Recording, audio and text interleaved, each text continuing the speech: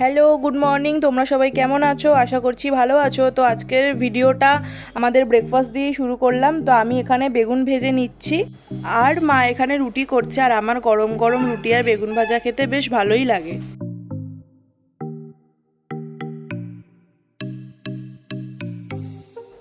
আমার খাওয়া শেষ, এইবার যাব দুপুরে রান্না করতে। আজকের লাঞ্চে ছিল সিম্পল মাছের ঝোল আর ভাত। তো আমি আগে মাছটা ভেজে নিচ্ছি, এরপর ভালো করে আলুটা ভেজে নিয়ে মশলা দিয়ে কষিয়ে রান্নাটা করে নিলাম। রান্না বান্না করে প্রচণ্ড গরম লেগে গেছে। এরপর ভাতটা বসিয়ে দিলাম, ভাতটা হয়ে গেছে। এই হচ্ছে আমার মাছের ঝোলের লুক। তো এবার আমি ফ্রেশ হয়ে আসি। A few moments later. Fresh হয়ে চলে এসেছি, এইবার যাব লাঞ্চ করতে।